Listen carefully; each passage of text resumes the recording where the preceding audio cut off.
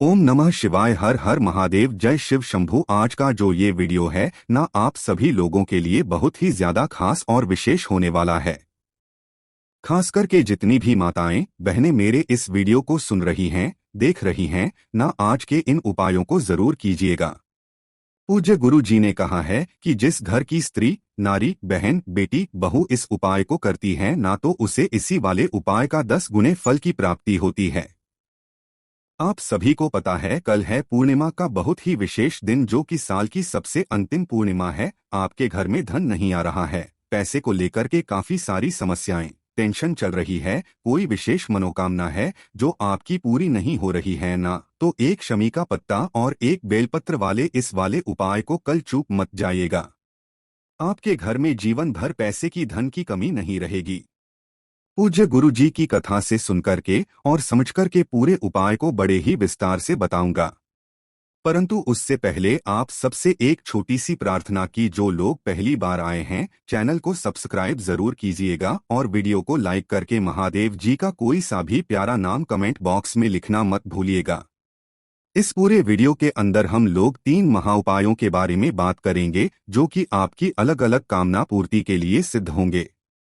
तो एक एक करके ध्यान से सुनना, समझते चले जाना। सबसे पहले बात करते हैं पहले वाले उपाय की। देखिए, पहला वाला उपाय किन लोगों को करना है, इसके बेनिफिट्स क्या हैं, सबसे पहले वो जान लीजिए। अगर आपके घर में धन की बहुत ज्यादा कमी है और आप चाहते हैं अपार धन संपदा की वृद्धि करना अपने घर के अंदर है ना, तो संपदा की भी वृद्धि होगी, साथ ही धन के नए स्रोत भी खुलेंगे और आपके जो भी कर्ज की समस्या है ना, वो भी दूर होगी। व्यापार अगर अच्छा नहीं चल रहा तो व्यापार भी अच्छे चलने लगेगा। चारों तरफ से धन आने के जितने भी स्रोत होंगे वो आपके खुल जाएंगे। मात्र कल के दिन इस उपाय को किया जाता है, एक शमी का पत्ता और एक बेलपत्र से। इसके लिए आपको चाहिए होगा मात्र एक बेलपत्र, जो कहीं से भी खंडित टूटा फूटा ना हो, कहीं से भी कटा फिटा ना हो। ये चीज ध्यान रखना, नहीं मिलता है शिवलिंग से उठा लेना और उसे स्वच्छ जल करके काम में ले लेना। इसी के साथ आपको चाहिए होगा एक शमी का पत्ता। मैं हमेशा वीडियो में बता देता हूँ, ये वाला एक शमी का पत्ता नहीं होता है। शमी का पत्ता यहाँ से तोड़िए, ये पूरा एक शमी का पत्ता कहलाता है। तो एक शमी का पत्ता ये आपको चाहिए और आपको एक लोटा शुद्ध जल अपने घर का, ये 3 चीजें आपको चाहिए। एक बेलपत्र, एक शमी का पत्ता और एक लोटा शुद्ध जल अपने घर का। ये चीज ध्यान रखिएगा। अब लेकर के चले जाना। सुबह जाना चाहो सुबह चले जाओ, शाम को जाना चाहो चले जाओ, लेकिन सिर्फ सोमवार के दिन। जैसे ही आप यहाँ पे पहुंचोगे, सबसे पहले तो आपको हमेशा की तरह बताऊंगा, जब भी आप जल को अर्पण करें, उत्तर दिशा नॉर्थ डायरेक्शन की तरफ मुंह करके आपको दोनों हाथों में जल लेना है और उन दोनों हाथों में जल लेकर के ओम नमः शिवाय, श्री शिवाय नमस्ते भ्रम का स्मरण करते हुए एक लोटा शुद्ध जल जो यहाँ पर आप समर्पित करोगे शिवलिंग के ऊपर, वो किनके नाम से करोगे? कुबेर भंडारी के नाम से। किनके नाम से? कुबेर भंडारी के नाम से। जब भी धन प्राप्ति के करते हैं, कुबेर भंडारी का स्मरण किया जाता है। समर्पित कर देना। समर्पित कर देने के पश्चात जो आपके पास में एक शमी का पत्ता और एक बेलपत्र जो बचा हुआ है ना, इनमें से सबसे पहले आपको एक बेलपत्र उठाना है ना। देखिए, अगर आप कोई चंदन वगैरह आपके पास में है, चाहे लाल, पीला या सफेद, आप एक एक अंक का संबोधन इन पर रख सकते हैं।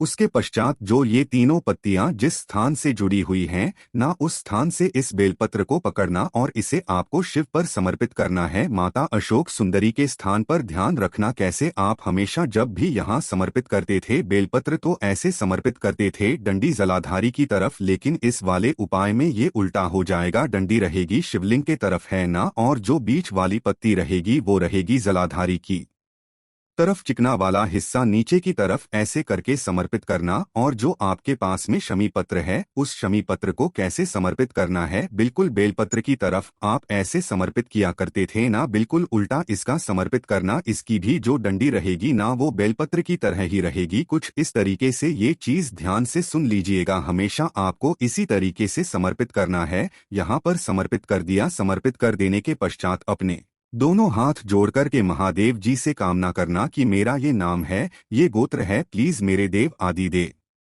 महादेव जी, मेरी इस कामना को पूरा कीजिए। घर में धन संपदा की बहुत ज्यादा कमी है, हमारे घर में की आवक को बढ़ा दीजिए। ऐसी कामना करना और वापस चले आ जाना। पूज्य गुरुजी ने कहा है कि जो व्यक्ति पूर्णिमा के दिन इस उपाय को कर लेगा ना, उसके जीवन भर कभी भी धन की कमी नहीं रहेगी। पहला उपाय तो ये हो गया। देखिए दूसरा वाला जो उपाय है ना, ये आपके घर में या आपके आसपास किसी न किसी को तो होता ही होता है। अगर आपके घर में या आपके आसपास किसी को भी इस तरीके से शरीर में गिठान हो चुकी है, किसी भी मेन हिस्से पे, ठीक है, या फिर आपके घर में, आपके मोहल्ले में, आपके परिचित में किसी के इस तरीके से काले दाग धब्बे हुए हैं, गालों पर या शरीर पर कहीं पर भी, या फिर दाद, खाज, खुजली के कुछ इस तरीके से स्किन संबंधी कुछ भी बीमारियां अगर हैं ना, तो पूर्णिमा की रात्रि इतनी महत्वपूर्ण होती है ना, उसी दिन आपको इस वाले उपाय को करना है। कल पूर्णिमा का दिन है, मंगलवार का भी दिन है, बहुत अद्भुत समय पड़ रहा है। मंगलवार की पूर्णिमा, एक छोटा सा उपाय कीजिएगा। आपको इस तरीके से दीपक तैयार करने हैं। कितने दीपक? 21 दीपक आपको तैयार करने हैं। सभी के सभी में लगाओगे गोल बाती। किसकी लगाओगे? गोल बाती लगाना और इसके अंदर भरना घी। ये चीज ध्यान रखना, घी के आपको 21 दीपक गोल बाती के तैयार करने की कोशिश करना, गाय का घी हो। अब इन्हीं दीपकों को आपको क्या करना है, पूर्णिमा के दिन शाम के समय पर एक प्लेट लेना और उस प्लेट के अंदर इन सभी 21 के 21 दीपक को इस तरीके से जमा लेना। अभी जलाना नहीं है, केवल जमा लेना। पूरे के पूरे 21 दीपक से आप जला लोगे। जला लेने के पश्चात आपको इन दीपकों को शाम के समय, जब रात्रि को चांद निकल करके आ जाए ना, तो चांदनी में आपको इस प्लेट को जिसके अंदर आपने 21 दीपक रखे हैं ना, यहाँ पर रख देना और उन सभी दीपकों को प्रज्वलित कर देना। प्रज्वलित कर देने का मतलब है इन्हें जला देना। जला दोगे, एक अलग से खाली प्लेट जरूर ले लेना। तो चंद्रमा की रोशनी जब इनके ऊपर गिरेगी और आपने जो एक खाली प्लेट अलग से ली है ना, उसे आपको इन दीपकों के ऊपर इस तरीके से पकड़ लेना है, लगाए रखना है। तो जिन दीपकों की वजह से इसके नीचे जो कालोच इकट्ठा होगी, यहाँ पर उस कालोच को आपको इकट्ठा करना है चंद्रमा की रोशनी में, चंद्रमौली महादेव जी के नाम से, ठीक है। ये जो कालोच यहाँ पर इकट्ठा होगी, जब तक आपको दीपक जलते रहने देना है। जितनी कालोच आपको इकट्ठी करनी है वो आप कर लेना। उसके पश्चात इन दीपकों को जलते रहने देना है। यहीं पर आपको ये कालोच यहाँ से निकालनी है। निकाल कर किसी भी एक डिब्बी के अंदर भर लेनी है, कुछ इस तरीके से। और इसी डिब्बी के अंदर, इसी कालोच के अंदर गौ माता का घी आपको मिला देना है। गौ माता का घी मिलाने के पश्चात जिस भी व्यक्ति के कुछ इस तरीके की संबंधित परेशानियां हैं, या फिर ये वाली संबंधित परेशानियां हैं, या फिर इस तरीके की संबंधित परेशानियां हैं ना, तो उस वाले स्थान पर नहाने से आधे घंटे पहले इस तरीके से उस काजल को लगा लें, है ना। जैसे यहाँ लगाया, लगा लिया, या फिर जो गठान हो रखी है शरीर में, यहाँ पर अगर आपने लगा लिया, ठीक है ना, आधे घंटे पहले लगा ले और उसके पश्चात आप स्नान कर ले। एक पूर्णिमा पर आप इस वाले काम को कीजिएगा। अगली पूर्णिमा तक आपको कितना असर देखने के लिए मिलता है बताइएगा जरूर। पूज्य गुरुजी ने कहा है, पूर्णिमा की रात्रि को बड़े से बड़े रोग, बड़ी से बड़ी बीमारियां खत्म हो जाती हैं। तो ये तो छोटी सा काम है, ये जरूर खत्म होगा।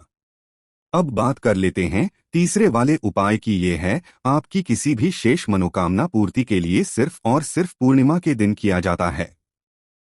और मंगलवार की पूर्णिमा का बहुत ही विशेष महत्व है। कल के दिन इस उपाय को जरूर करना।